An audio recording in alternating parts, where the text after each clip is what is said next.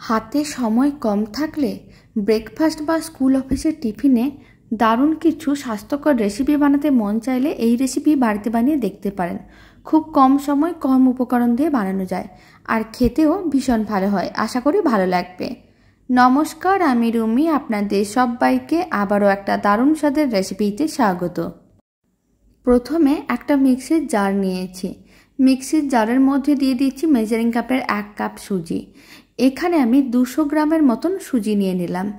আপনারা চাইলে পরিমাণটা কম বা বেশি করতে পারেন। এবার আমি যেই কাপ মেপে সুজি নিয়েছিলাম ঠিক সেই কাপের 1 কাপ জল দিয়ে দিচ্ছি।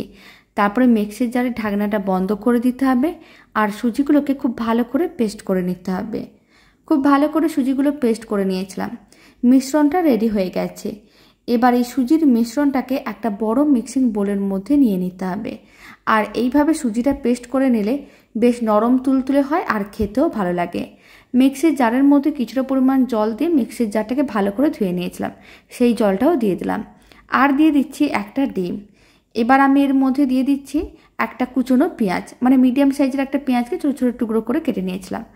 আর হাফ চামচের মতন দিয়ে দিলাম চিলি ফ্লেক্স।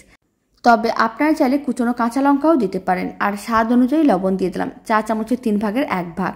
সমস্ত কিছু একসঙ্গে খুব ভালো করে মিশিয়ে নিতে হবে, যাতে ডিমটা খুব ভালো করে একসঙ্গে মিশে যায়। খুব ভালো করে মেশানো হয়ে গেছে, মিশ্রণটা একেবারেই রেডি। এবার এক সাইডে মিশ্রণটা রেখে দিতে হবে। আর একটা তাওয়াকে গ্যাসের ওভেনের উপরে বসিয়ে দিয়েছিলাম। হাফ চামচের মতন সাদা তেল দিয়ে দিলাম। তারপর তেলটা খুব ভালো করে ব্রাশ করে নিতে হবে। যখন তাওয়াটা গরম হয়ে যাবে তখন ফ্লেমটা একেবারেই লোতে করে দিতে হবে। আর দিয়ে দিতে হবে কিছুটা পরিমাণ মিশ্রণ।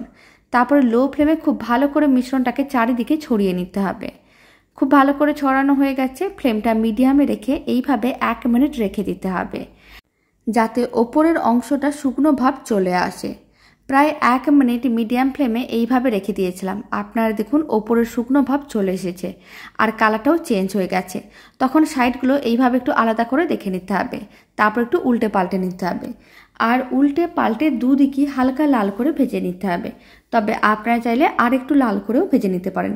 আর নাহলে এইভাবে হালকা লাল করে ভেজে নিলেও খেতে বেশ ভালো লাগে। যখন দুদিকে হালকা লাল করে ভাজা হয়ে যাবে তখন এইভাবে ফোল্ড করে নিতে হবে। প্রথমে এইভাবে হাফ করে নিলাম, তারপরে হাফ অংশটাকে আবারও হাফ করে ফোল্ড করে নিতে হবে। বাকি সমস্তগুলো একইভাবে রেডি করে নিয়েছি।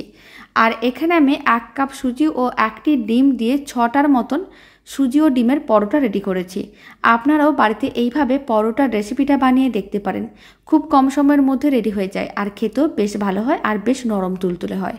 রেসিপিটা ভালো লেগে থাকলে ফেসবুক থেকে রেসিপিটা দেখলে পেজটিকে ফলো করে নেওয়ার অনুরোধ রইল। ইউটিউব থেকে দেখলে চ্যানেলটি সাবস্ক্রাইব করে নেওয়ার অনুরোধ রইল। তো চলুন, ভিডিওটা আমি এখানে শেষ করছি। আপনারা সবাই ভালো থাকবেন, সুস্থ থাকবেন। আপনাদের সঙ্গে আবার নতুন রেসিপি নিয়ে দেখা হচ্ছে।